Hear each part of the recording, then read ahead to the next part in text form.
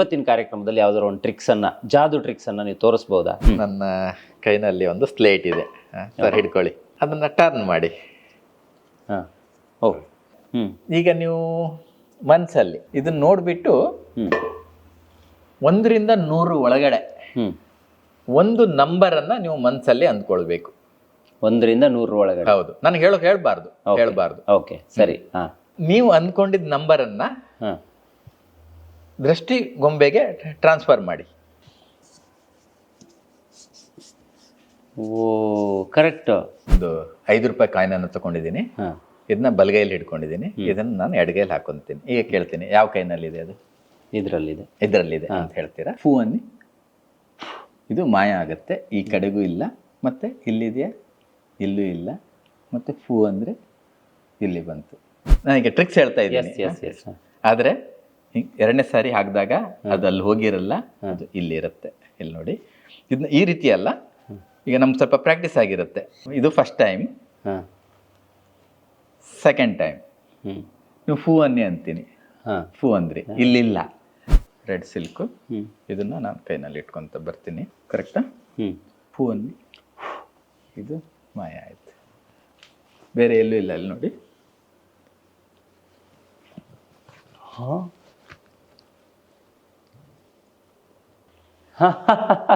ನನ್ನ ಜೇಬಿಂದ ಬಂತು. ಹುಲಿ ಕುಣಿತ ನಮ್ಮ ಕಡೆ ಕರಾವಳಿಯ ಒಂದು ಒಳ್ಳೆ ಕಲೆ, ಹುಲಿ ಕುಣಿತ. ಸದ್ಯದಲ್ಲೇ ಹುಲಿ ಕುಣಿತನ ಜಾದು ಮೂಲಕ ತಂದು ಅದರಲ್ಲಿ ಒಂದು ಮ್ಯಾಜಿಕ್ ಆಗೋ ಸನ್ನಿವೇಶದ ಕೆಲಸ ನಡೀತಾ ಇದೆ. ಅಮ್ಮನ ಭಾಳ ಮಿಸ್ ಮಾಡಿಕೊಂಡೆ. ಇನ್ನೂ ನನಗೆ ಬೇಜಾರು, ಯಾಕಂದರೆ ನನ್ನ ಮಾಯಾಭಾರತಕ್ಕೆ ಮುಂದೆ ಅವಳು ಕುಂತಿರ್ಬೇಕಂತ ಆಸೆ ಇತ್ತು. ಓಕೆ. ಪ್ರಿಯ ವೀಕ್ಷಕರೇ, ನಮಸ್ಕಾರ. ಕಾರ್ಯಕ್ರಮವನ್ನು ನೋಡಿ ಸುಮ್ಮನಾಗಬೇಡಿ. ನಮ್ಮ ವಾಹಿನಿಯನ್ನ ಸಬ್ಸ್ಕ್ರೈಬ್ ಮಾಡ್ಕೊಳ್ಳಿ. ಹಾಯ್, ಹಲೋ, ನಮಸ್ಕಾರ ವೀಕ್ಷಕರೇ. ನಾನು ಸಂದೀಪ್ ಶೆಟ್ಟಿ ಹೆಗ್ಗದ್ದೆ. ಇದು ಹೆಗ್ಗದ್ದೆ ಸ್ಟುಡಿಯೋ. ವೀಕ್ಷಕರೇ, ನಾನು ಜಾದೂಗಾರರಾಗಿರುವಂತಹ ಪ್ರಕಾಶ್ ಹೆಮ್ಮಾಡಿಯವರ ಮನೆಯಲ್ಲಿದ್ದೀನಿ. ಇವರು ಅಂತಾರಾಷ್ಟ್ರೀಯ ಮಟ್ಟದಲ್ಲಿ ಹೆಸರನ್ನು ಪಡೆದವರು. 100 ಜನ ಶಿಷ್ಯಂದಿರು ಇವರಿಗಿದ್ದಾರೆ. 35 ವರ್ಷಗಳಿಂದ ಇವರು ಜಾದು ಪ್ರದರ್ಶನವನ್ನು ವಿವಿಧ ವೇದಿಕೆಯಲ್ಲಿ ಮಾಡಿದ್ದಾರೆ. ನಾನು ಇವತ್ತು ಅವ್ರ ಮನೆಗೆ ಬಂದಿದ್ದೀನಿ. ನನ್ನ ಮುಂದೆ ದಂಪತಿ ಈರುವರು ಕೂಡ ಇದ್ದಾರೆ. ಇಬ್ಬರಿಗೂ ಕೂಡ ಕಾರ್ಯಕ್ರಮಕ್ಕೆ ಸ್ವಾಗತ. ನಾವು ಎಲ್ಲ ಥರದ್ದು ಮಾತಾಡಿದ್ವಿ. ಅಂದರೆ ನಿಮ್ಮ ಲೈಫು, ನಿಮ್ಮ ಮನೆ, ಅಥವಾ ನೀವು ಜಾದು ಮಾಡುವಂಥ ಟ್ರಿಕ್ಸ್ ಏನು, ಅಥವಾ ಜಾದು ಮಾಡಿ ತೋರಿಸ್ಬೋದಾ, ಅಥವಾ ಈ ಗಾಂಧಾರಿ ವಿದ್ಯೆ ಅಂತೆಲ್ಲ ಸುಮಾರು ಜನ ಹೇಳ್ತಾರೆ, ಅದು ಫೇಕಾ ರಿಯಲ್ಲ, ಎಲ್ಲದ್ರ ಬಗ್ಗೆ ಮಾತಾಡಿದ್ವಿ. ಆದರೆ ನನಗೆ ಈ ಜಾದುಗಳೆಲ್ಲ ಹಿಂದೆದಾಯಿತು, ಒಂದು ಅಡ್ವಾನ್ಸ್ ಜಾದು ಏನಾದರೂ ನಮ್ಮ ವಾಹಿನಿಯಲ್ಲಿ ತೋರಿಸ್ಬೇಕು ಅಂತ ಅನಿಸುತ್ತೆ. ಸೊ ಏನಾದರೂ ಅಡ್ವಾನ್ಸ್ ಆಗಿ ಪ್ಲ್ಯಾನ್ ಮಾಡಿರುವಂಥ ಜಾದುವನ್ನು ನಮಗೆ ತೋರಿಸ್ಬೋದಾ ನೀವು ಅಂತ? ಇವತ್ತು ನೀವು ಬರೋ ವಿಷಯ ಗೊತ್ತಾದಾಗಲೇ ನನ್ನ ಮನಸ್ಸಲ್ಲೂ ಹಾಗೆ ಇತ್ತು. ಯಾಕಂದ್ರೆ ನಿಮ್ಮ ಆಲೋಚನೆ ನನಗೆ ಗೊತ್ತಿದೆ. ಈಗ ನೀವು ಹೆಚ್ಚಾಗಿ ನಿಮ್ಮ ಯೂಟ್ಯೂಬ್ ಚಾನೆಲ್ನಲ್ಲಿ ಅದೆಷ್ಟು ವಿಶೇಷ ಸುದ್ದಿಯನ್ನೇ ನೀವು ಪ್ರಸಾರ ಮಾಡ್ತೀರಿ. ಅದಕ್ಕೆ ಜನ ಬಹಳ ಲೈಕ್ ಮಾಡ್ತಾ ಇರೋದು. ಅದು ಕಲಾವಿದ್ರ ಬದುಕಿರ್ಬೋದು, ಯಾವ್ದಾದ್ರು ಬಿಸ್ನೆಸ್ ಮ್ಯಾನ್ ಬದುಕೆ ಇರ್ಬೋದು, ಯಾವ ಡಾಕ್ಟರ್ ಕ್ಷೇತ್ರದಲ್ಲಿ ದೊಡ್ಡ ಮಟ್ಟದ ಸಾಧನೆ ಮಾಡಿದವ್ರ ಇಂತಿರ್ಬೋದು, ಏನಾದ್ರು ವಿಶೇಷವಾಗಿರುತ್ತೆ. ಆ ಕಾರಣಕ್ಕೆ ನಿಮ್ ಚಾನೆಲ್ ನಲ್ಲಿ ನಂದೊಂದು ಅಡ್ವಾನ್ಸ್ ಮ್ಯಾಜಿಕ್ ಇದ್ರೆ ಹೇಗಿರುತ್ತೆ? ಇದು ಪ್ರಥಮ ಬಾರಿ ನೋಡೋಣ. ಹಾಗೆ ಈಗ ಸಪೋಸ್ ನಿಮ್ಮನ್ನ ಕಾಂಟ್ಯಾಕ್ಟ್ ಮಾಡ್ಬೇಕಂದ್ರೆ ಹೆಂಗ್ ಕಾಂಟ್ಯಾಕ್ಟ್ ಮಾಡ್ಬೇಕು? ನೀವು ಎಲ್ಲ ಊರಿಗೂ ಹೋಗಿ ಮಾಡ್ತೀರಾ ಅಂತ ಸುಮಾರು ಜನರಿಗೆ ಪ್ರಶ್ನೆ ಬರ್ಬೋದು. ಈಗ ನಂದೆಲ್ಲ ಹಾವೇರಿ ಅಪ್ಪ, ಹಾವೇರಿಗೆ ಬಂದ್ ಮಾಡ್ತೀರಾ, ಬೆಂಗಳೂರಿಗೆ ಬಂದು ಮಾಡ್ತೀರಾ, ಈ ತರ ಎಲ್ಲ ಇರುತ್ತೆ. ಅದೊಂದು ಫಸ್ಟಿಗೆ ಹೇಳ್ಬಿಡಿ ಅಂತ. ಕಾಂಟ್ಯಾಕ್ಟ್ ಈಗ ನಿಮ್ ಚಾನಲ್ ಮೂಲಕನೇ ನನ್ನ ನಂಬರ್ನ ಕೊಡಬೇಕು. ಹೆಚ್ಚಾಗಿ ನನಗೆ 100ಕ್ಕೆ 99% ಕಾರ್ಯಕ್ರಮ ಬಾಯಿ ಮಾತಲ್ಲೇ ಒಬ್ಬರಿಂದ ಒಬ್ಬರಿಗೆ ಪ್ರಚಾರ ಆಗಿ ನನಗೆ ಸಿಗ್ತಾ ಇರುವಂತದ್ದು. ನಾನು ಅದೇ ಸಾಕಂತ ಇದ್ದವನು. ಈಗ ಸಪರೇಟ್ ಆಡ್ ಕೊಟ್ರೆ ನನಗೂ ಆ ಸಮಯ ಕೊಟ್ಕೊಳ್ಳಿಕ್ಕೆ ಆಗತ್ತೆ ಇಲ್ಲ ಅನ್ನೋ ಭಯ ಇದೆ. ಆ ಕಾರಣಕ್ಕೆ ಆದ್ರೆ ಈ ಕ್ಷೇತ್ರದ ಬಗ್ಗೆ ಇಲ್ಲ ಜಾದು ಕಲಿಯುವ ಆಸಕ್ತಿ ಇದ್ರೆ, ಜಾದು ಪ್ರದರ್ಶನ ಬೇಕಾದ್ರೆ ನಿಮ್ ಚಾನಲ್ ಮೂಲಕನೇ ನನ್ನ ನಂಬರ್ ಸಿಗುತ್ತೆ. ನಂಬರ್ ಕೂಡ ಡಿಸ್ಕ್ರಿಪ್ಷನ್ ಬಾಕ್ಸ್ ಅಲ್ಲಿ ಇರುತ್ತೆ. ನೀವು ಅವ್ರನ್ನ ನೇರವಾಗಿ ಕಾಂಟ್ಯಾಕ್ಟ್ ಮಾಡಬಹುದು. ನಾನು ಹೇಳಿದೆ ಇವತ್ತೊಂದು ವಿಶೇಷ ಮ್ಯಾಜಿಕ್ ಹೋಗೋಣ. ಅದಕ್ಕೂ ಮುಂಚೆ ನನ್ನ ಕೈನಲ್ಲಿ ಒಂದು ಸ್ಲೇಟ್ ಇದೆ ಸರ್, ಹಿಡ್ಕೊಳ್ಳಿ.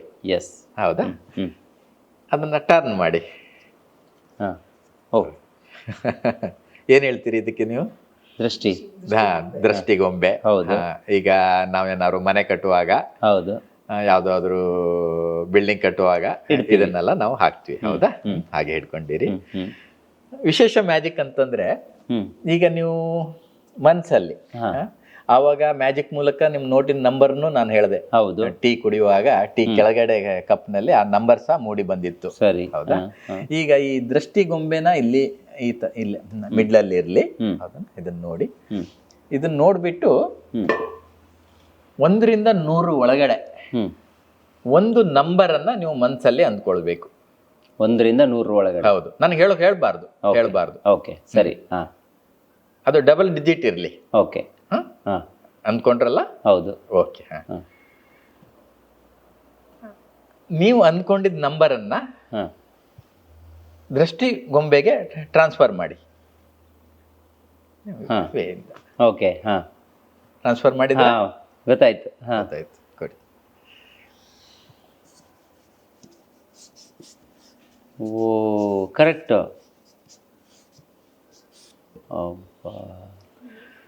ಅನ್ಕೊಂಡಿದ್ರಿ 52. ನಾನು ಹಿಂಗೆ ಅನ್ಕೊಂಡಿದ್ದೆ 52 ಅಂತ. ಓಕೆ. ಏನೋ ಅದು ನಮ್ಮ ಭಾಗ್ಯನೇ ಏನೋ ನಿಮ್ ಚಾನೆಲ್ ಮೂಲಕನೇ. ನೋಡಿ, ಈ ತರ ಜಾದು ಬೇಕಾ? ನೀವು ಇವರನ್ನು ಸಂಪರ್ಕಿಸ್ಬೇಕು ಸರ್. ಈಗ ಈ ಲೆವೆಲ್ಗೆ ಜಾದು ಮಾಡ್ತಿರಲ್ಲ, ಆದ್ರೆ ನಿಮ್ಮ ಬದುಕು ಹಿಂಗಿರ್ಲಿಲ್ಲ ಅನ್ನೋದನ್ನ ಕೇಳ್ಪಟ್ಟಿದ್ದೆ.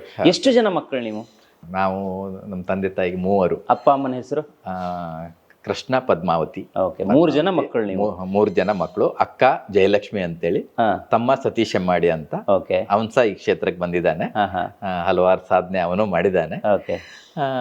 ಆದ್ರೆ ಆಗಿನ ಬಾಲ್ಯ ನಂದು ಹೇಗಿತ್ತಂದ್ರೆ, ನಾನು ಹುಟ್ಟಿರೋದು ಯಲ್ಲಾಪುರದಲ್ಲಿ ಒಂದು ಕುಗ್ರಾಮ ಕೋಟ್ಮುಕ್ರಿ ಅಂತೇಳಿ.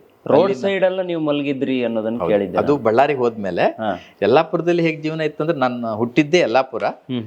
ಕಾಡು ಮಧ್ಯೆ ಒಂದು ಗದ್ದೆ ಇತ್ತು, ಒಂದು ಪಂಡಿತರ ಗದ್ದೆನ ನಮ್ಮ ತಂದೆ ತಾಯಿ ಅದನ್ನ ಗದ್ದೆನ ಉಳುಮೆ ಮಾಡ್ತಾ ಇದ್ರು. ಓಕೆ. ಆ ಕಾರಣಕ್ಕೆ ಅವರು ಅಲ್ಲಿ ಹೋಗಿರೋ ಕಾರಣ ನಾನು ಹುಟ್ಟಿರೋದು ಸಹ ಯಲ್ಲಾಪುರದ ಒಂದು ಕೋಟ್ಮುಕ್ರಿ ಅಂತ ಊರಿನ ಹೆಸರು. ಮಾಗೋಡು ಒಂದು ಜೋಗ್ ಫಾಲ್ಸ್ ಬರುತ್ತೆ. ಅಲ್ಲಿ ಮನೆ ಹೇಗಿತ್ತಂದ್ರೆ, ನಮ್ಮ ಮನೆ ಒಂದು ಹುಲ್ಲಿನ ಮನೆ. ನಮ್ಮ ಮನೆ ಬಿಟ್ಟು ಇನ್ನೊಂದು ಮನೆ ಬೇಕಂದ್ರೆ 2 ಕಿಲೋಮೀಟ್ರು ಯಾವುದೇ ಮನೆ ಇದ್ದಿಲ್ಲ, ಸುತ್ತಲೂ ಫಾರೆಸ್ಟ್. ನನ್ನ ಮನೆ ಮುಂದೆನೆ ಹುಲಿ ಪಾಸ್ ಆಗಿರೋದನ್ನ ನಾನು ನೋಡ್ದಂಥವನು, ನನ್ನ ಮನೆ ಮುಂದೆನೆ.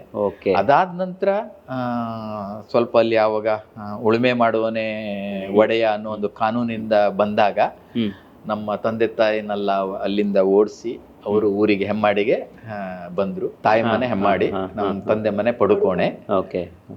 ಹೆಮ್ಮಾಡಿಗೆ ಬಂದ್ಮೇಲೆ ಆವಾಗ ನಾನು 3ನೇ ಕ್ಲಾಸ್ ಓದ್ತಾ ಇರುವಾಗ ಹೆಮ್ಮಾಡಿಗೆ ಬಂದು ಸೇರಿರೋದು. ಹೈಸ್ಕೂಲು PUC ವರೆಗೆ ನಾನು PUC ಓದಿರೋದು ಬಂಡಾಕಾಸ್ ಕಾಲೇಜಿನಲ್ಲಿ. ಅದಾದ ನಂತರ ನಮ್ಮ ಮನೆ ಪರಿಸ್ಥಿತಿ, ನಮ್ಮ ಹೊಟ್ಟೆಪಾಡಿಗೋಸ್ಕರ ನಾನು ಬಳ್ಳಾರಿಗೆ ಹೋದೆ. ನಮ್ಮ ಮಾವರ ಹೋಟ್ಲು ಮುಂಚೆನೆ ಅಲ್ಲಿತ್ತು. ಬಳ್ಳಾರಿಗೆ ಹೋಗಿ ಹೋಟ್ಲಲ್ಲಿ ಕೆಲಸ ಮಾಡಿಕೊಂಡು ಮಲಗೋದು ರೋಡ್ ಸೈಡೇ ಮಲಗ್ತಾ ಇದ್ದೆ ನಾನು.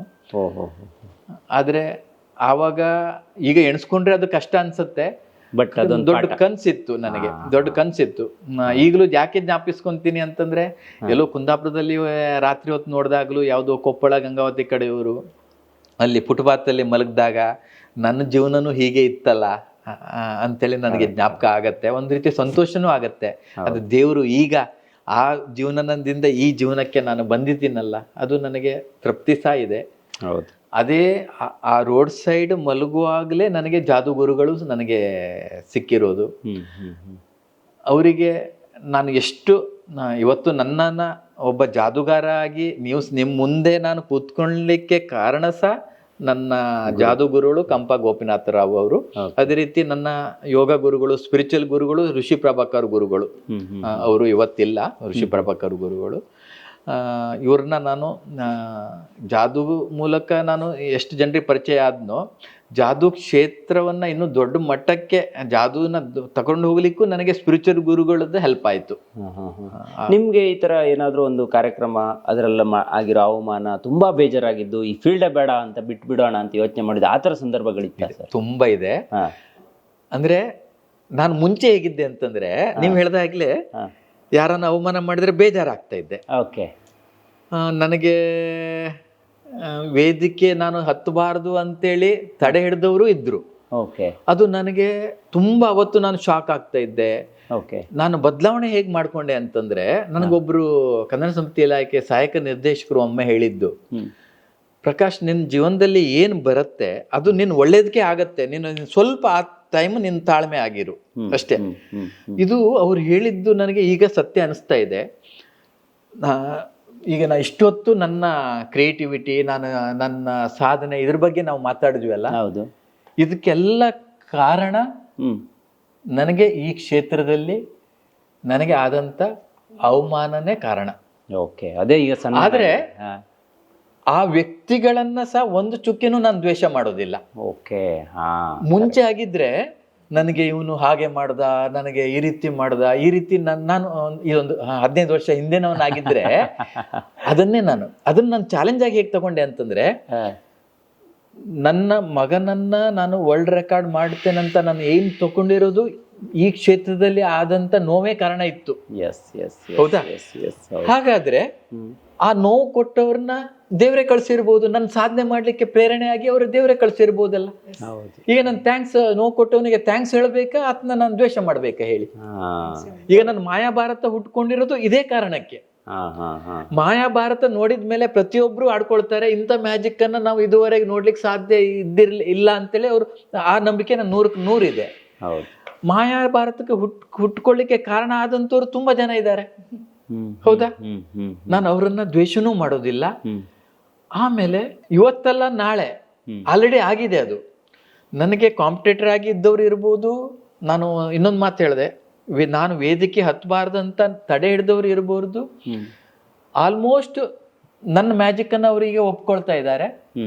ಕೆಲವರು ಅವ್ರ ಕಡೆಯಿಂದನೇ ಮತ್ತೆ ಕಾರ್ಯಕ್ರಮ ನನಗೆ ಸಿಗ್ತಾ ಇದೆ. ಏನಾದ್ರು ಒಬ್ರು ಇಬ್ರು ಇದ್ದರು ಇದ್ರು ನಾಳೆ ಮತ್ತೆ ಅವ್ರನ್ನ ನಾನು ಪ್ರೀತಿಯಿಂದನೇ ನಾನು ಗೆಲ್ತೀನಿ. ಈ ಒಂದು ನಂಬಿಕೆ ನನಗಿದೆ. ನೀವು ಇಬ್ರು ಕೂಡ ಸ್ಟೇಜಿಗೆ ಹೋಗ್ತೀರಿ, ನಿಮ್ಮ ಸಹಾಯಕರು ಕೂಡ ಇರ್ತಾರೆ. ನಾನು ಒಂದು ಕೇಳೋದು ಅಂದ್ರೆ, ಗಂಡ ಹೆಂಡತಿ ಅಂದ್ರೆ ಹೆಂಗಿರ್ಬೇಕು ಸರ್ ನಾರ್ಮಲಿ? ನೀವು ಏನ್ ಹೇಳ್ತೀರಿ ಇದಕ್ಕೆ ಅಂತ? ಅಲ್ಲ, ಇದನ್ನ ನಾ ಹೇಳೋದ್ಕಿಂತ ನೀವು ಪ್ರಾರಂಭದಲ್ಲಿ ಹೇಳಿದ್ರಿ, ನಾವು ಯಾಕಂದ್ರೆ ಇರ್ಬೇಕು ಅನ್ನೋದಕ್ಕಿಂತ ಅಂದ್ರೆ ನಾವು ಇನ್ನೊಬ್ರಿಗೆ ಪಾಠ ಆಗ್ಲಿ ಅಂತ ನಾವು ಇದ್ದಿದ್ದಲ್ಲ. ನಮ್ ಬರೇ ಮ್ಯಾಜಿಕ್ ಅಲ್ಲ. ಇವತ್ ನೋಡಿ ನಿಮ್ ಜೊತೆ ನಾವು ಕೂತ್ಕೊಂಡ್ವಿ, ಹೌದಾ? ಹೌದು. ನಾವ್ ಹೇಗೆ ಜೊತೆಲೇ ಇದ್ವಿ. ಹೌದು, ಕರೆಕ್ಟ್. ನಾಳೆ ಇನ್ನೇನೋ ನನ್ನ ಕೆಲ್ಸ ಹೇಳಿದ್ ಇಲ್ಲಿ ನಾನು ಗಿಡ ನೆಡ್ತಾ ಇರ್ತೀನಿ, ಅವಳು ಜೊತೆಯಲ್ಲೇ ಬರ್ತಾಳೆ. ನಾಳೆ ಮೊನ್ನೆ ದುಬೈಲಿ ಕಾರ್ಯಕ್ರಮ ದುಬೈಲಿ ಕಾರ್ಯಕ್ರಮ ಇತ್ತು ನಂದು. ನಾನು ಕೇಳ್ಕೊಂಡೆ ಅವರಿಗೆ, ನೀವು ಕೊಡೋ ಪೇಮೆಂಟ್ ಏನು ನನಗೆ ನೀವು ಎಷ್ಟಾದ್ರೂ ನನಗೆ ಕಡಿಮೆ ಕೊಟ್ರು ತೊಂದರೆ ಇಲ್ಲ, ಫ್ಯಾಮಿಲಿ ಜೊತೆ ನಾನು ಬರ್ತೀನಿ ಅಂತೇಳಿ. ಆ ಸಂತೋಷ ಇದೆಯಲ್ಲ, ಹೌದಾ? ನನಗೆ ದುಬೈ ಕಾರ್ಯಕ್ರಮ ಕೊಟ್ಟೆ ಅನ್ನೋದ್ಕಿಂತ ನನ್ ಮಕ್ಳು ಫಸ್ಟ್ ಟೈಮ್ ದುಬೈ ನೋಡಿರೋದು. ಆ ಫ್ಯಾಮಿಲಿ ಜೊತೆ ನಾನು ಮ್ಯಾಜಿಕ್ ಶೋನು ಮಾಡಿದೆ, ಸುತ್ತಾಡದೆ, ಕಾರ್ಯಕ್ರಮ ನೋಡಿದೆ. ಇದು ಈ ನಿಮ್ಮ ವೀಕ್ಷಕರ ಮೂಲಕ ನಾನು ಹೇಳ್ಕೊಂತೀನಿ. ಅಂದ್ರೆ ಕೇವಲ ಜಾದು ವೇದಿಕೆಯಲ್ಲ, ನನ್ನ ಜೀವನ ಬೇರೆ ಟೈಮಲ್ಲೂ ಜೊತೆಗೆ ಇರ್ತೀವಿ. ನಾನು ಯಾಕೆ ಇದನ್ನ ಕೇಳಿದೆ ಅಂದ್ರೆ, ತುಂಬಾ ಜನ ಯಂಗ್ಸ್ಟರ್ಸ್ಗಳು ಮದುವೆ ಆಗೋದು, ಡಿವೋರ್ಸ್ ಆಗೋದು, ಒಬ್ಬರನ್ನ ನೋಡಿದ್ರೆ ಒಬ್ರಿಗೆ ಆಗಲ್ಲ. ನಾನು ಹೇಳೋದು, ಒಬ್ರು ಗಂಡ ಹೆಂಡತಿ ಅಂದ್ರೆ ಯಾಕೆ ಜಗಳ ಆಡ್ಬೇಕು, ಯಾಕೆ ಖುಷಿಯಿಂದ ಇರಬಾರ್ದು ಅಂತ ನನ್ನ ಪ್ರಶ್ನೆ. ಖುಷಿಯಿಂದ ಇರೋಕೆ ಮದುವೆ ಅಂತ ಹೇಳಿದ್ರೆ ಜೀವನ ಪೂರ್ತಿ ಇರಬೇಕು ಅಂತ ತಾನೇ ನಾವು ಸಪ್ತಪದಿ ತುಳಿಯೋದು. ಅದನ್ನ ಬಿಟ್ಟು ಬೇರೆ ಎಲ್ಲ ಕೆಲಸ ಮಾಡ್ತಿರ್ತಾರ, ಅದನ್ನ ಮಾಡೋದಿಲ್ಲ. ಸೊ ಅದಕ್ಕೆ ನೀವು ನಿಮ್ಮ ಅನ್ಯೋನ್ಯತೆಯನ್ನ ನೋಡಿ ನಾ ಕೇಳಿದ್ದು, ಗಂಡ ಹೆಂಡತಿ ಹೆಂಗಿರ್ಬೇಕು ನಿಮ್ಮ ಪ್ರಕಾರ ಅಂತ. ಸೀಕ್ರೆಟ್ ಹೇಳ್ಬಿಡ್ತೀನಿ. ಇನ್ನೊಂದು ಅಲ್ಲಲ್ಲ, ಕೆಲವರೆಲ್ಲ ಫಾಲೋ ಮಾಡ್ತಾರೆ, ಆದ್ರೆ ಗಂಡನ ಮೊಬೈಲಿಗೆ ಲಾಕ್ ಇರುತ್ತೆ, ಹೆಂಡತಿ ಮೊಬೈಲಿಗೆ ಲಾಕ್ ಇರುತ್ತೆ. ಅದು ಗಂಡಿಗೆ ಗೊತ್ತಿರೋದಿಲ್ಲ, ಹೆಂಡತಿಗೆ ಗೊತ್ತಿರೋದಿಲ್ಲ. ನಮ್ದು ಹಂಗಲ್ಲ. ಈಗ ನನ್ನ ಮೊಬೈಲ್ ಬಂತಿದೆ, ಹೌದಲ್ಲ ಹೇಳಿ, ನಾನು ಪೂರ್ತಿ ಓಪನ್, ಅವಳ ಮೊಬೈಲ್ ಪೂರ್ತಿ ಓಪನ್. ಇಷ್ಟು ನಾವು ಟ್ರಾನ್ಸ್ಪರೆಂಟ್ ಇದ್ರೆ ಉಳಿದಿದ್ದಕ್ಕೆ ಈಗ ನಮ್ಗೆ ಏನಾದ್ರೂ ಬಚ್ಚಿಡ್ಬೇಕಂದ್ರೆ ಇದ್ರಲ್ಲೇ ಅಲ್ವಾ. ನಾವು ಇದೇ ಕ್ಲಾರಿಟಿ ಇತ್ತಂದ್ರೆ ಇನ್ನೇನ್ ಬರುತ್ತೆ? ಎನಿ ಟೈಮ್ ಜೊತೆಯಲ್ಲಿ ಇರ್ತೀವಿ, ಹೋದಿದ್ರೆ ಹೇಳಿ ಹೋಗಿರ್ತೀವಿ. ಮೇಡಮ್ ಏನಂತೀರಿ? ಹೇಳಿ ಮೇಡಮ್. ಅನುಭವ ನಾನು ಹೇಳ್ತೀರ. ನಾವು ಜಗಾಡ್ತೀವಿ, ಸಿಟ್ಟು ಮಾಡ್ಕೊಂತೀವಿ, ಬೈತೀವಿ, ಎಲ್ಲ ಮಾಡ್ತೀವಿ. ಆದ್ರೆ ನಾನು ಒಂದು ಎಲ್ರಿಗೂ ಈಗ ಬರ್ತಾ ಇರೋ ಯಂಗ್ಸ್ಟರ್ಸ್ ಹೇಳೋದೇನಂದ್ರೆ, ವಾದನ ಮುಂದುವರಿಸ್ಬೇಡಿ, ಜಗಳನ ದೊಡ್ಡದ್ ಮಾಡ್ಕೊಂಡು ಹೋಗ್ಬೇಡಿ, ಸೈಲೆಂಟ್ ಆಗಿ ಒಂದಿನ ಇದ್ಬಿಡಿ. ಅವಾಗ ಅವರಿಗೆ ರಿಯಲೈಸ್ ಆಗುತ್ತೆ. ನಾವೀಗ ಅವ್ರಕ್ಕಿಂತ ಮೇಲೆ ನಾನು ಗೆಲ್ಬೇಕು, ನಂದೇ ನಡಿಬೇಕು ಅಂತ ಕೂತ್ಕೊಂಡಾಗ ದೂರ ಆಗೋದು ಕಾಮನ್ ಆಗುತ್ತೆ. ಅದನ್ನೊಂದು ನಾವು ಅಳವಡಿಕೆ ಮಾಡ್ಕೊಂಡ್ರೆ ಸಾಕು ಅಂತ ನೀವು ಹೇಳ್ತೀರಾ. ಓಕೆ ಸರ್, ಈಗ ನಮ್ಮ ಇವತ್ತಿನ ಕಾರ್ಯಕ್ರಮದಲ್ಲಿ ಯಾವ್ದಾದ್ರು ಒಂದು ಟ್ರಿಕ್ಸ್ ಅನ್ನ, ಜಾದು ಟ್ರಿಕ್ಸ್ ಅನ್ನ ನೀವು ತೋರಿಸ್ಬೋದಾ? ಸಾಧ್ಯ ಇದೆಯಾ ಅಂತ? ನಿನ್ನೆ ಕಾರ್ಯಕ್ರಮದಲ್ಲಿ ಒಂದು ತೋರಿಸಿದ್ರೆ, ಇನ್ನೊಂದು ಯಾವ್ದಾದ್ರು ಜಾದು ಟ್ರಿಕ್ಸ್ ಅನ್ನ ನಮ್ಗೆ ತೋರಿಸ್ಬೋದಾ ಒಂದು ಮಾಡಿ ಅಂತ? ಹಾಂ ಜಾದು ಟ್ರಿಕ್ಸ್ ಅನ್ನ ಒಂದು ಕಾಯಿನ್ ಎದುರು ಕೊಡಿ. ಕಾಯಿನ್ ತಗೊಂಡ್ರಿ. ಹಾಂ, ಹ್ಞೂ ಒಂದು 5 ರೂಪಾಯಿ ಕಾಯಿನ್ ಅನ್ನು ತಗೊಂಡಿದ್ದೀನಿ. ಹಾಂ ಇದನ್ನ ಬಲಗೈಯಲ್ಲಿ ಹಿಡ್ಕೊಂಡಿದ್ದೀನಿ, ಇದನ್ನ ನಾನು ಎಡಗೈಯಲ್ಲಿ ಹಾಕೊಂತೀನಿ. ಈಗ ಕೇಳ್ತೀನಿ ಯಾವ ಕೈನಲ್ಲಿ ಇದೆ ಅದು? ಇದರಲ್ಲಿದೆ. ಇದರಲ್ಲಿದೆ ಅಂತ ಹೇಳ್ತೀರಾ? ಹೌದು, ಕಾಮನ್ ಆಗಿ ನೀವು ಇಲ್ಲೇ ಅಂತೀರಿ. ಹೌದು ಹೌದು. ಆದರೆ ಈ ಥರ ಮ್ಯಾಜಿಕ್ ಮಾಡಿದಾಗ ಇದು ಫೂ ಅನ್ನಿ, ಇದು ಮಾಯ ಆಗುತ್ತೆ. ಈ ಕಡೆಗೂ ಇಲ್ಲ, ಮತ್ತೆ ಇಲ್ಲಿದೆಯಾ, ಇಲ್ಲೂ ಇಲ್ಲ, ಮತ್ತೆ ಫೂ ಅಂದರೆ ಇಲ್ಲಿ ಬಂತು. ಹಾಂ ಇನ್ನೊಂದು ಸರಿ ಓಕೆ. ಈ 5 ರೂಪಾಯಿ ಕಾಯಿನನ್ನು ನಾನು ಈ ಕೈಗೆ ಹಾಕ್ತೀನಿ, ಸರಿಯಾಗಿ ನೋಡ್ಕೊಳ್ಳಿ. ಜಸ್ಟ್ ಇಲ್ಲಿ ಹಾಕ್ತೀನಿ. ಫೂ ಅನ್ನಿ, ಇಲ್ಲಿಲ್ಲ, ಇಲ್ಲಿದೆಯಾ, ಇಲ್ಲ ಇಲ್ಲ, ಈ ಕೈನಲ್ಲಿದೆಯಾ, ಇಲ್ಲ. ಮತ್ತೆ ಹಿಂಗಂದ್ರೆ ಇದನ್ನು ಹೇಳ್ತೀನಿ. ಅಂದರೆ ಓಕೆ. ನಾವು ಪ್ರಾಕ್ಟೀಸ್ ಎಷ್ಟು ಮಾಡಿರ್ತೀವಿ ಅಂತ ಅನ್ನೋದಕ್ಕೆ ಹಾಂ. ಓಕೆ, ಇದು ಇಲ್ಲಿ ಹಾಕೊಂಡೆ. ನನಗೆ ಟ್ರಿಕ್ಸ್ ಹೇಳ್ತಾ ಇದ್ದೀನಿ. Yes yes yes. ಆದರೆ ಎರಡನೇ ಸಾರಿ ಹಾಕಿದಾಗ ಅದು ಅಲ್ಲಿ ಹೋಗಿರಲ್ಲ, ಅದು ಇಲ್ಲಿ ಇರುತ್ತೆ. ಇಲ್ಲಿ ನೋಡಿ, ಇದನ್ನ ಈ ರೀತಿ ಅಲ್ಲ, ಈಗ ನಮ್ಗೆ ಸ್ವಲ್ಪ ಪ್ರಾಕ್ಟೀಸ್ ಆಗಿರುತ್ತೆ. ಈ ಆ್ಯಂಗಲಲ್ಲೇ ಹಿಡ್ಕೊಂಡಿರ್ತೀವಿ. ಓಕೆ. ಈಗ ನೋಡಿ, ಇದು ಫಸ್ಟ್ ಟೈಮ್, ಹಾಂ ಸೆಕೆಂಡ್ ಟೈಮ್ ಹ್ಞೂ ನೀವು ಫೂ ಅನ್ನಿ ಅಂತೀನಿ. ಹಾಂ ಫೂ ಅಂದ್ರಿ, ಇಲ್ಲಿಲ್ಲ. ಆಮೇಲೆ ಯಾರ್ಯಾದ್ರೂ ಅಕಸ್ಮಾತ್ ಕೇಳ್ಬೋದಲ್ಲ ನೀವು ಈ ಕೈನಲ್ಲಿ ತೋರಿಸಿ ಅಂತೇಳಿ. ಈ ಕಡೆ ಇಲ್ಲ, ಈ ಕಡೆಗೂ ಇಲ್ಲ, ಹಾಂ ಈ ಕೈ ಮತ್ತೆ ಈ ಕೈನಲ್ಲೂ ಇಲ್ಲ, ಮತ್ತೆ ಅಲ್ಲಿಗೆ ಹೋಯ್ತದು. ಹೌದು. ಹಾಂ ಹಾಂ ಅದು ಹೋಗಿ ಅದು ಹೋಗಿದ್ದು ನೋಡ್ರಿ. ಈಗ ಈಗ ಫೂ ಅನ್ನಿ ನಾನು ಹೇಳಿದೆ ಇಲ್ಲಿರುತ್ತೆ ಅಂತೇಳಿ. ನನಗೆ ಗೊತ್ತಿದೆ ಕೆಲವರು ಬುದ್ಧಿವಂತರು ಕೈ ತೋರಿಸಿ ಅಂತಾರೆ. ಅಷ್ಟೊತ್ತಿಗೆ ಅವರಿಗೋಸ್ಕರ ಏನಂದ್ರೆ ಈ ಸೈಡ್ ಇಲ್ಲ ಅಂತೀನಿ, ಇಲ್ಲಿ ಇಲ್ಲ, ಈ ಕಡೆಗೂ ಇಲ್ಲ ಅಂದಾಗ ಇದನ್ನ ಇಲ್ಲಿ ನೋಡಿ ನಿಧಾನ ಇಲ್ಲಿ ಬಿಟ್ಕೊಂಡೆ ನಾನು. ಈ ಕಡೆಗೂ ಇಲ್ಲ ಅಂದಾಗ ಇದನ್ನ ಹೀಗೆ, ಇಲ್ಲಿಲ್ಲ, ಇಲ್ಲೂ ಇಲ್ಲ, ಮತ್ತೆ ಇಲ್ಲಿಲ್ಲ, ಫೂ ಅಂದ್ರೆ ಇಲ್ಲಿ ಬಂತು. Okay okay. ನೋಡಿ ಇದು ಟ್ರಿಕ್ಸ್. ಪ್ರಾಕ್ಟೀಸ್ ಬೇಕು, ಓಕೆ. ಸುಮ್ಮನೆ ಮಾಡಕ್ ಆಗಲ್ಲ. ಈಗ ನೋಡಿದವ್ರಿಗೆ ಕೂಡ ಹೌದು ಹೌದು. ಒಂದ್ಸಲ ನೋಡಿದ್ರೆ ಮಾಡಕ್ ಆಗಲ್ಲ. ಇದು ಒಂದು ರೀತಿ. ಇದು ಎರಡನೇದು. ಎಲ್ಲೆಲ್ಲಿ ಇಟ್ಕೋಬಹುದಂತ, ಈ ಆಂಗಲ್, ಈ ಆಂಗಲ್, ಈ ಆ್ಯಂಗಲ್ಲು. ಈಗ ನಮಗೆ ಆ ಒಂದು ಟೆಕ್ನಿಕ್ ಅಲ್ಲ, ಹಲವಾರು ರೀತಿ. ಇದು ಈಗ ನೋಡಿ, ಇದು ಖಾಲಿ ಕೈ, ಮತ್ತೆ ಕಾಯಿನ್ ಬರುತ್ತೆ. Hello, okay okay. ಹಿಂಗಂದ್ರೆ ಮತ್ತಿಲ್ಲ, ಅದು ತಲೆ ಮೇಲಿದೆ.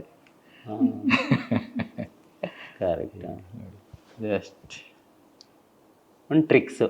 Tricks practice. ಅಂದರೆ ನಾನು ಸುಲಭದಲ್ಲಿ, ಅಂದ್ರೆ ಇದರ ಆಧಾರದ ಮೇಲೆ ನಾನು ಮಿಸ್ಡೈರೆಕ್ಷನ್ ಹೇಗೆ ಮಾಡ್ತೇವೆ ಅನ್ನೋದಕ್ಕೆ ಮಾತ್ರ ನಾನು ಮಾಡಿದೆ. ಈಗ ಅಪ್ಡೇಟ್ ಏನಾಗಿದೆ ಅಂತಂದ್ರೆ, ನೀವು ಕ್ಯಾಮ್ರಾ ಇದು ನಾನು ಏನೊಂದು ತೋರಿಸ್ತೀನಿ, ಒಂದು ಸಣ್ಣದು ಹಾಗೆ ರೆಡ್ ಸಿಲ್ಕು. ಇದನ್ನ ನಾನು ಕೈನಲ್ಲಿ ಇಟ್ಕೊಂತ ಬರ್ತೀನಿ.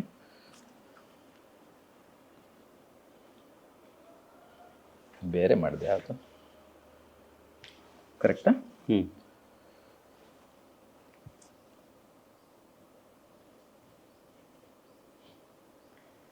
ರೆಗ್ಯುಲರ್ ಐಟಮ್ಗಿಂತ ಚೇಂಜ್ ಆಗಿತ್ತು. ಫೋನ್ ಇದು ಮಾಯ ಆಯ್ತು, ಬೇರೆ ಎಲ್ಲೂ ಇಲ್ಲ. ಅಲ್ಲಿ ನೋಡಿ,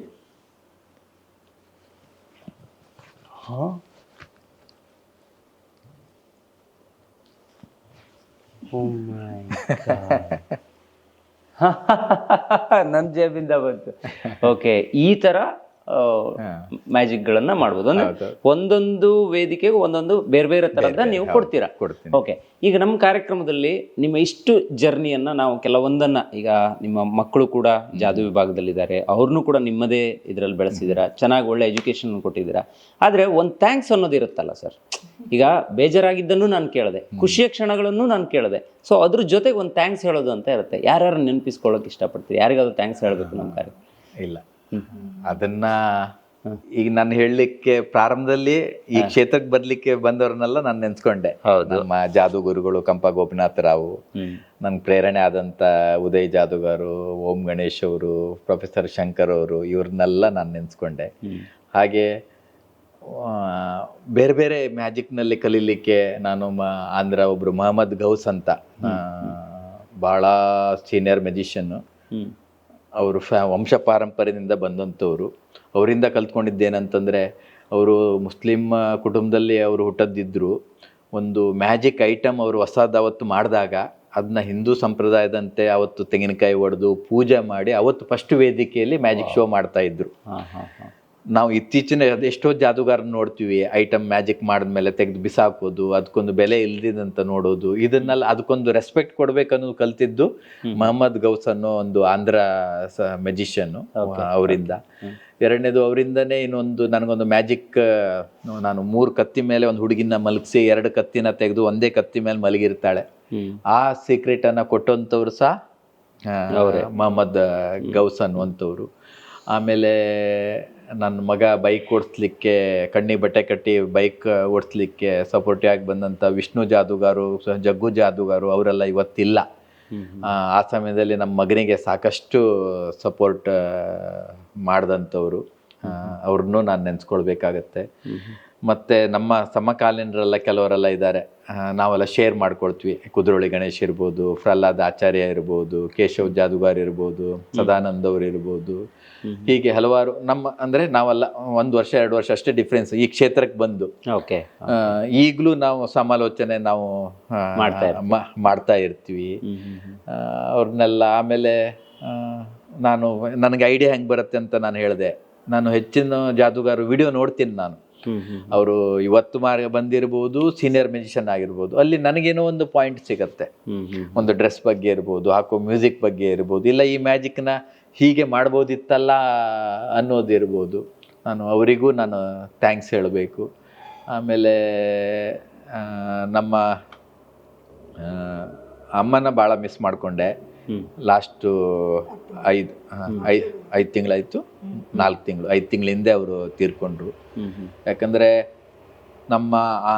ನಮಗೆ ಈ ನಾನಿವತ್ತು ಪ್ರಕಾಶ್ ಹೆಮ್ಮಾಡಿ ಅನ್ಸ್ಕೊಳ್ಳಿಕ್ಕೆ ನಮ್ಮ ಕುಟುಂಬದಲ್ಲೇ ಸ್ವಲ್ಪ ಓದ್ಕೊಂಡವಳು ಅಂತಂದರೆ ಆಗಿನ ಕಾಲದಲ್ಲಿ ನಾನು ಹೇಳೋದು ನಮ್ಮ ಅಮ್ಮ ಇದ್ಲು. ಆಮೇಲೆ ಬಹಳ ಧೈರ್ಯವಂತ ಇದ್ಲು. ನಾವು ಅಂತ ಕಾಡು ಮಧ್ಯೆ ಜೀವನ ಮಾಡಿದ್ರು ಒಂದು ಧೈರ್ಯದಿಂದ ಇದ್ದಂಥವಳು ಅಂದರೆ ನಮ್ಮ ಅಮ್ಮ. ಈಗ ಇಷ್ಟೊಂದು ಅಚೀವ್ಮೆಂಟು ಇನ್ನೂ ನನಗೆ ಬೇಜಾರು. ಯಾಕಂದರೆ ನನ್ನ ಮಾಯಾಭಾರತಕ್ಕೆ ಮುಂದೆ ಅವಳು ಕುಂತಿರ್ಬೇಕಂತ ಆಸೆ ಇತ್ತು. ಓಕೆ ಓಕೆ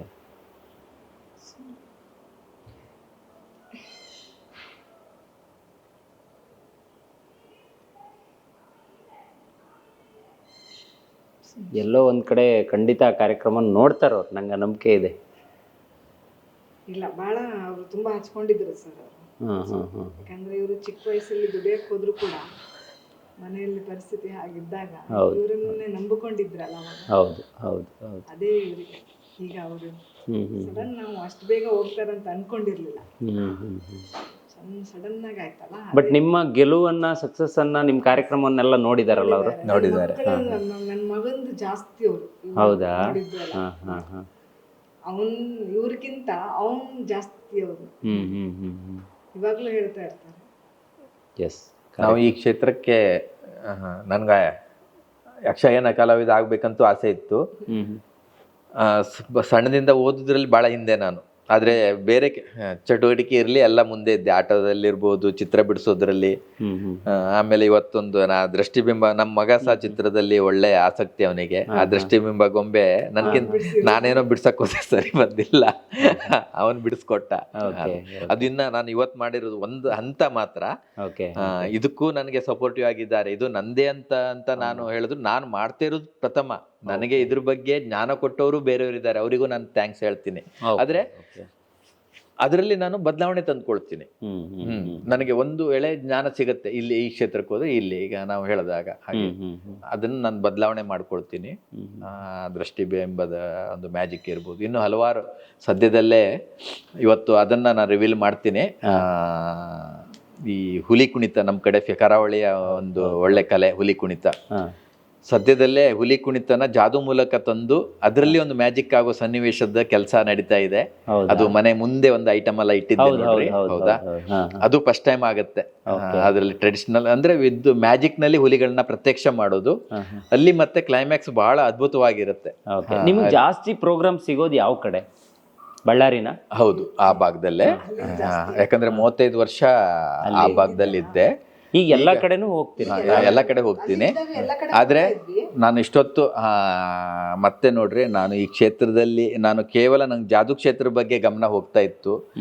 ನಾನು 35 ವರ್ಷ ಆ ಭಾಗದಲ್ಲಿ ಬೆಳೆದು ಲಾಸ್ಟ್ 1.5 ವರ್ಷದಿಂದ ಊರ ಕಡೆ ಇದ್ದೀನಿ. ಆದರೆ ಇಲ್ಲಿ ನನಗೆ ಒಂದಿಷ್ಟು ಈಗ ನೀವು ಪರಿಚಯ ಆಗಲಿಕ್ಕೂ ಸಹ ಒಂದು ಕಾರಣಕರ್ತರು ನಾನು. ಅವರು ಹೆಸರು ಒಬ್ರು ಲೋಹಿತ್ ಅಂತೇಳಿ, ನಮ್ಮ ಮಗುವೀರ ಸಂಘಟನೆ ಮುಂಚಿನ ಅಧ್ಯಕ್ಷರಾಗಿದ್ದರು ಅವರು. ಅವ್ರ ತಮ್ಮ ಜಯಂತ, ಹಾಗೆ ನಮ್ಮ ಕುಲ ಬಾಂಧವರು ಜಿ ಶಂಕರ್ ಸಾರು, KC ಕುಂದರ್ ಸಾರು, ಇವರೆಲ್ಲ ನನಗೆ ಲಾಸ್ಟ್ ಒಂದೂವರೆ ವರ್ಷದಿಂದ ಕಾರ್ಯಕ್ರಮ ಕೊಡಿಸಿ ಮುಖ್ಯಮಂತ್ರಿ ಕಾರ್ಯಕ್ರಮಕ್ಕೂ ನನ್ನ ಆಹ್ವಾನ ಮಾಡಿ ಮುಖ್ಯಮಂತ್ರಿ ಕೈಯಿಂದ ಮ್ಯಾಜಿಕ್ ಮಾಡಿಸ್ ಭಾಗ್ಯ ನನಗೆ ಬಂತು. ಮುಂಬೈಯಲ್ಲಿ ಕಾರ್ಯಕ್ರಮ ಮಾಡ್ಲಿಕ್ಕೂ ಜಿ ಶಂಕರ್ ಸರ್ ಜೊತೆಯಲ್ಲಿ ನನ್ನನ್ನು ಕರ್ಕೊಂಡು ಹೋಗಿದ್ರು. ಈ ಕ್ಷಣ ನಾನು ಎಂದಿಗೂ ಮರೆಯುವುದಿಲ್ಲ, ನಾನು ಮರೆಯಲ್ಲ. ನಮ್ಮ ಕುಲ ಬಾಂಧವರು ಇರ್ಬೋದು, ಸಂಘಟನೆ ಇರ್ಬೋದು, ನಾನು ಎಲ್ಲರ ಹೆಸರು ಹೇಳೋದಿಲ್ಲ. ಯಾಕೆ ಹೇಳಲ್ಲ ಅಂತಂದ್ರೆ, ನಾನು 4 ಜನ ಹೆಸರು ಹೇಳಿ ಒಬ್ಬರ ಹೆಸರು ನಾನು ಮಿಸ್ ಆಯ್ತಂದ್ರೆ ಅಲ್ಲಿ ಅದು ತಪ್ಪಾಗತ್ತೆ. ಯಾಕಂದ್ರೆ ನಾನು ಹೇಳ್ದೆ, ನನಗನ್ನ ವಿರೋಧಿಸೋರ್ನು ನಾನು ಪ್ರೀತಿ ಮಾಡ್ದಂಥವನು. ಅಂಥದ್ರಲ್ಲಿ ನನ್ನನ್ನ ಬೆಳೆಸಿದವ್ರನ್ನ ನಾನು ಹೇಗೆ ಮರೀಲಿಕ್ಕಾಗತ್ತೆ ಹೇಳಿ? ಆ ಕಾರಣಕ್ಕೆ ನಾನು ಯಾವತ್ತೂ ಅವ್ರನ್ನ ಮರೆಯಲ್ಲ. ಆದರೆ ಒಂದು ಗಮನದಲ್ಲಿ ಇಟ್ಕೊಂತೀನಿ, ಇವತ್ತು ಈಗ ನನಗೆ ನಿಮ್ಮನ್ನ ಇಲ್ಲಿ ನಾನು ಹೊಗಳಿದ್ರೆ ನಾನು ಮುಖಸ್ತುತಿ ಆಗ್ಬೋದು. ಆದರೆ ಈ ಕಲಾವಿದನ ಹುಡ್ಕೊಂಡು ಇವರನ್ನು ಸಹ ಇಂಟರ್ವ್ಯೂ ಮಾಡ್ಬೇಕನ್ನೋ ಒಂದು ನಿಮ್ಮ ಇಲ್ಲಿವರೆಗೆ ನಮ್ಮ ಮನೆಗೆ ಬಂದು ಅದಕ್ಕೆ ನಾನು ಎಷ್ಟು ಕಾತರ ಆಗಿದ್ದೆ ಅಂತಂದ್ರೆ, ಯಾವ ರೀತಿ ನಿಮ್ಗೆ ಥ್ಯಾಂಕ್ಸ್ ಹೇಳಬೇಕು ಗೊತ್ತಾಗಲ್ಲ. ಯಾಕಂದ್ರೆ ಇದು ಕೇವಲ ಸಂದೀಪ್ ಎದುರುಗಡೆ ನಾನು ಮಾಡ್ತಾ ಇರೋದಲ್ಲ, ಇದನ್ನ ಲಕ್ಷಾಂತರ ಜನ ಆಮೇಲೆ ನೋಡ್ತಾರೆ. ಈ ಗುಣ ಸಹ ಈಗ ನೋಡ್ರಿ, ಒಂದು ಸಮಾಜದಲ್ಲಿ ಒಬ್ಬ ಗಣ್ಯ ವ್ಯಕ್ತಿ ಅಂತಲ್ಲ ನಾನು ಇದು ಮಾಡಲ್ಲ, ಒಬ್ಬ ಕಲಾವಿದ ಆಗಲಿ ಅವ್ರನ್ನ ಗುರುತಿಸೋ ಒಂದು ಕಾರ್ಯಕ್ಕೆ ನೀವು ಕೈ ಹಾಕಿದ್ರಿ. ನನ್ನನ್ನ ಇನ್ನೊಂದಿಷ್ಟು ಗೊತ್ತಿಲ್ದಿರೋ ಜನರಿಗೂ ಪರಿಚಯ ಮಾಡ್ಕೊಳ್ತಾ ಇದ್ರಿ. ಆದ್ರೆ ಇನ್ನೊಂದು ಮಾತು ಹೇಳ್ತೀನಿ, ನನಗೆ ಇತ್ತೀಚಿನ ದಿನದ ನಾನು ಹೇಳಿದೆ, ನಾನು ಚೇಂಜ್ ಆದೆ, ತುಂಬಾ ಬದಲಾವಣೆ ಆದೆ ನಾನು. ಕಾರಣ ಯಾಕಂದ್ರೆ ನಾನು ಹಲವಾರು ನನ್ನ ತಪ್ಪೇನಂತೂ ನನ್ಗೆ ಗೊತ್ತಾಗ್ತಾ ಇತ್ತು. ಆದ್ರೆ ನಾನು ತುಂಬಾ ಬದಲಾವಣೆ ಆದ್ರೆ ಈಗ ಹೇಗಾಗಿದೆ ಅಂದ್ರೆ, ನನಗೆ ಒಂದ್ಸಲ ಪರಿಚಯ ಆದ್ರೆ ಅದು ಲೈಫ್ ಟೈಮ್ ಅವ್ರ ಜೊತೆ ನನ್ನ ಜೊತೆ ಇರ್ತಾ ಇದ್ದಾರೆ ಅವರು, ನಾನು ಅವ್ರ ಜೊತೆ. ಅದು ಯಾವುದೇ ಕ್ಷೇತ್ರ ಇರ್ಬೋದು. ಈ 1.5 ವರ್ಷ ಊರ ಕಡೆ ನಾನು ಮುಂಚೆ ನನಗೊಂದು ಇಲ್ಲಿ ಅಪವಾದ ಹೇಳ್ತಾ ಇದ್ರು, ಪ್ರಕಾಶ್ ಹೆಮ್ಮಾಡಿಗೆ ಇಲ್ಲಿ ಯಾರು ಪರಿಚಯ ಇದ್ದಾರೆ ಅಂತೇಳಿ. ಈಗ ಏನಾಗ್ತಿದೆ ಅಂದ್ರೆ, ಎಲ್ಲರೂ ನನ್ನ ಬಗ್ಗೆ ಮಾತಾಡ್ಕೊಳ್ಳೋ ಸ್ಥಿತಿ ನೀವೆಲ್ಲ ಸೇರಿ ಮಾಡ್ತಾ ಇದ್ದೀರಿ. ಆದ್ರೆ ಅದನ್ನ ನಾನು ಉಳಿಸ್ಕೊಳ್ಬೇಕು. ಇಷ್ಟು ನನ್ಗೆ ಪ್ರಚಾರ ಸಿಕ್ತು, ನನಗೆ ಏನಾದ್ರೂ ಕಿಂಚಿತ್ ನನ್ಗೆ ಅಹಂಕಾರ ಬಂತಂದ್ರು ಮತ್ತೆ ನಾನು ಮೂಲ ಸ್ಥಾನಕ್ಕೆ ನಾನು ಹೋಗ್ತೀನಿ. ಇದನ್ನ ನಾನು ಪದೇ ನಾನು ಹೇಳ್ತಾ ಇರ್ತೀನಿ. ಆದ್ರೂ ಕೆಲವೊಂದು ನನಗೆ ಸ್ವಲ್ಪ ಬೇಗ ಸಿಟ್ಟಾಗೋದು, ನೇರ ಮಾತಾಡೋ ಒಂದು ಅಭ್ಯಾಸ ಇದೆ. ಅದನ್ನ ಈ ಕಾರ್ಯಕ್ರಮ ಮೂಲಕ ಯಾರನ್ನ ಕೇಳಿಸ್ಕೊಂಡು, ನನ್ನ ಸ್ನೇಹಿತರು ಕೇಳಿಸ್ಕೊಂಡ್ರು ನೀವು ಬೇಜಾರಾಗ್ಬೇಡಿ, ಅವ್ರಿಗೆ ಗೊತ್ತಾಗ್ಬಿಟ್ಟಿದೆ. ನೇರ ಅಂದ್ರೆ ಬಹಳ ನೇರ ಮಾತಾಡ್ತೀನಿ ನಾನು. ಸ್ವಲ್ಪ ಅವ್ರು ಏನಾರು ಅಂದ್ಕೊಂತಾರೆ, ಅದು ನನಗೆ ಇಲ್ಲ. ನೇರ ನಂಗೆ ಅನ್ಸಿತ್ತಾ ನೇರವಾಗಿ ನಾನು ಹೇಳ್ಬಿಡ್ತೀನಿ. ಅದನ್ನು ಒಪ್ಕೊಂಡು ಈಗೆಲ್ಲ ಇವಳು ಅರ್ಥ ಮಾಡ್ಕೊಂಡು ಇವಳಿಗೆ ಈ ಮೂಲಕ ಮತ್ತೊಮ್ಮೆ ನಾನು ಈ ಕ್ಷೇತ್ರದಲ್ಲಿ ಎಷ್ಟು ಬೆಳೆಯಲೇಬೇಕಂದ್ರೆ ಇವಳು ಸಹಕಾರನು ಬಹಳ ದೊಡ್ಡದು.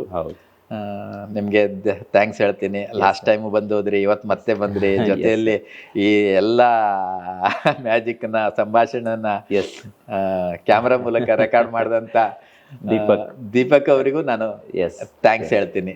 ಧನ್ಯವಾದಗಳು. Thank you.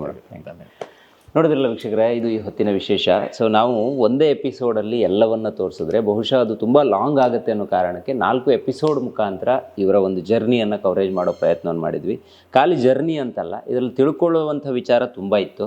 ಯಾಕಂದರೆ ಈ 4 ಎಪಿಸೋಡನ್ನು ಯಾರು ಮಿಸ್ ಮಾಡದೆ ನೋಡಿದ್ದಾರೆ ಅವರಿಗೆ ಇದರ ಅರಿವು ಆಗಿರುತ್ತೆ ಅಂತ ನಾನು ಅಂದ್ಕೊತೀನಿ. ಹಾಗಾಗಿಯೇ ಈ ಕಾರ್ಯಕ್ರಮ ಲಾಂಗ್ ಆದರೂ ಪರವಾಗಿಲ್ಲ ಅಂತ ಪ್ರಸಾರ ಮಾಡಿದ್ವಿ.